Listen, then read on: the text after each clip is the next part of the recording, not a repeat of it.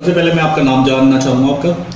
मेरा नाम सुदेश शर्मा है और मैं यहाँ पूर्व में चेयरमैन और विधायक रह चुका हूँ। सर, अभी शहर में एक भ्रामक खबर आपके द्वारा आपके खिलाफ चलाई जा रही है, जिसमें आपके खिलाफ बिस्किट और नमकीन जो कि एक्सपायरी डेट बांटने का एक खबर है, उसके बारे में आप क्या कहेंगे?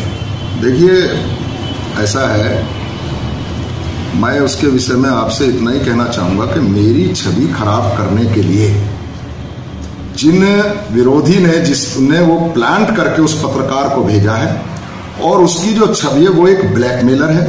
वो पहले भी 420, 467 जैसे संगीन अपराधों में वो जेल जा चुका है।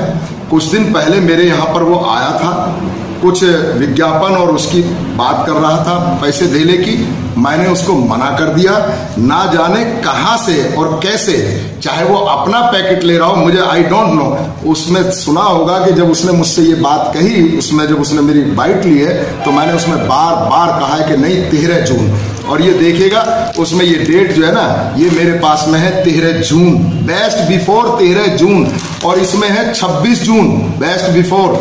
और दूसरे जिसको वो मई मई चिल्ला रहे हैं, वो इसके अंदर जो एक गेम होता है बच्चों के खेलने का, उस गेम की डेट 31 मई है। नंबर 1 बात। और दूसरी बात मैं ये कहना चाहता हूं कि मैंने जैसा कि बताया कि वो एक अपराधी प्रवृत्ति का पत्रकार है।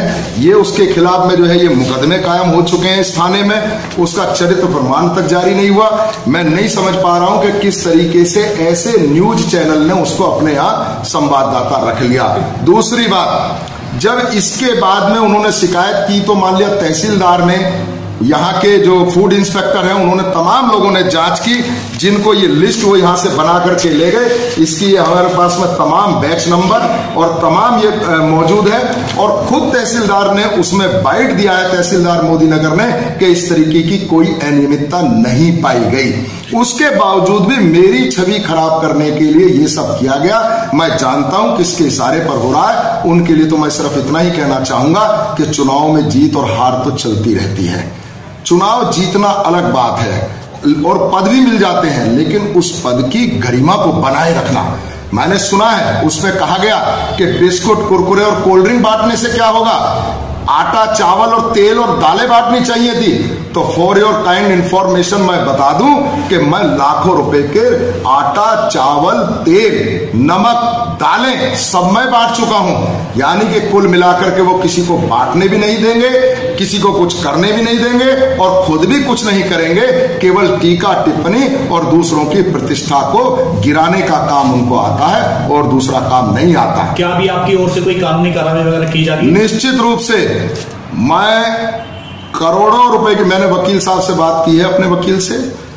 यदि चैनल ने इसके विषय में इसका खंडन नहीं छापा तो मैं चैनल और पत्रकार दोनों पर, और यदि चैनल ने खंडन छाप दिया तो मैं पत्रकार के विरुद्ध कल ही मैं तहरीर दूंगा, मुकदमा कायम कराऊंगा।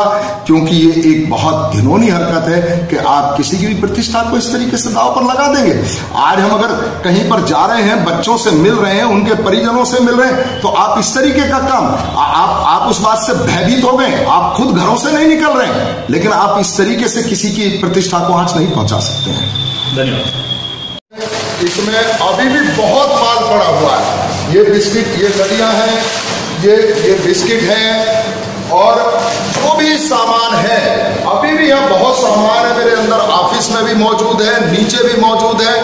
कोई भी आम आदमी भी यहाँ आकर के देख सकता, जरूरी नहीं है कि कोई अधिकारी है, क्योंकि मैं खुद एक जिम्मेवार इंसान हूँ। और आज अगर हम अपने उन बच्चों से जो लॉकडाउन में 2-2, 2.5 महीने से घरों के अंदर थे, अरे तेल, चावल, आटा बांट चुके उन छोटे छोटे बच्चों को, अगर उनकी खुशी में शरीक होने चले गए तो शर्म आनी चाहिए जो ऐसी घिनौनी हरकत कर रहे हैं। पहले एक सांसद महोदय आए थे, उनको भी नहीं बांटने दिया, अब इस तरीके का काम करेंगे। मैं तो इस घटना की जितनी भी निंदा की जाए